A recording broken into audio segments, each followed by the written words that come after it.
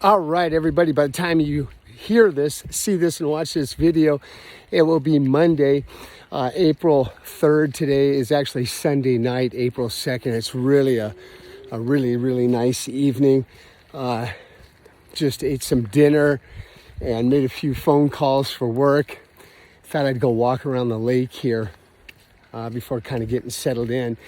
But I was reading scripture the other day, folks, and wanted to share something with you that I'm almost certain quite often gets overlooked. It's not often talked about. You don't hear it much in Ezekiel 28. And maybe some of you don't even know this because ever since we were little kids, right, we were told about God and Satan, good, bad, good and evil. Satan's always been portrayed as this beast that's walking around with a tail, horns, painted red, on hooves, just this evil monstrosity of a creature. But actually, it's quite the opposite. You probably have heard the story that Satan became jealous. He was born an angel. He was actually an archangel. Yep, bet you didn't know that. Archangel Lucifer. And when him and God came into a disagreement because of Lucifer's greed and desire to be seated at the right hand of God, he was cast out of heaven with his demons. There was a big war that took place in the heavens, and all of Satan's or Lucifer's angels at the time that supported him and Lucifer himself were cast out of heaven into this world. This is where he rules, trying to control our minds. There's a daily battle. You've heard me say this, for the control of our minds.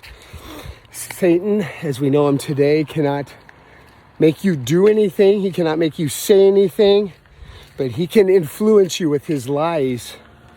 And scripture says he was a liar, a murderer, and a thief, and always has been. And he cannot do anything to God, as much as he despises him, his own father, the one that created him. But he can't do anything physically to him. He doesn't have power or domain over God. But he does have a certain amount of power and domain over us. And if we listen to his lies and his temptations, that's where he can get back to God. Have you ever watched Superman? Remember back in the days, in the 80s, that movie Superman with Christopher Reeve and the three evil villains from planet Krypton, I think it was, when they came to Earth. Christopher Reeve was battling them. One of those three evil villains said, "The Superman has strength and power like us, and even the three of us can't overtake him. But what we can do is hurt the thing that he loves the most, which is the people of this earth." It was almost an analogy, symbolic of the love that God has for us. So just like those three people that were trying to get at Superman, Satan gets at God by hurting us, taking away our dreams, our hopes, by putting doubt in our mind. But what was interesting is in Ezekiel 28, Satan is described as the perfection of beauty, full of wisdom and perfect in beauty. Those are the words that are described in scripture in Ezekiel 28 to describe Satan. So he was perfect in beauty. There was nothing that was more beautiful than him. Can you believe that? The evil one is perfect in beauty, full of wisdom and perfection in beauty. The words to describe him, which is kind of counterintuitive to what we've been programmed to know or see him as. The reason I bring it up is because quite often, we're confused with our own thoughts. And, when we're tempted, things look so palatable. We may be strong in the spirit, but weak in the flesh.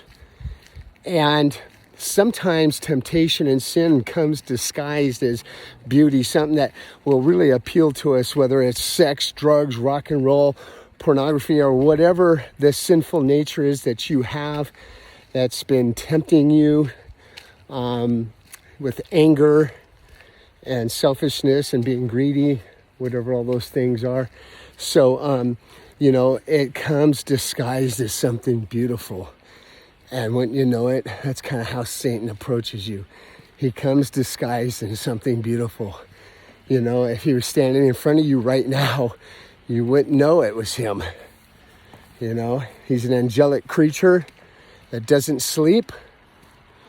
And he's around all the time, planting doubt in your minds. And you have to put on the full armor of God. And is in Peter 5:8 or 5:9. It says that be sober and alert of mind, because the evil one roams around looking for whom he can devour. Be sober and alert of mind, because the evil one roams around looking for whom he can devour.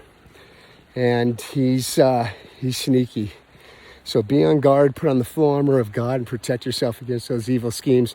And when you see that evil and that temptation, that sin, flee. Run the other way. Turn away from it, and he will leave you. Okay? Anyways, I thought that was kind of cool. Share it with you. Talk to you later. Be brave, be strong. Have a great week.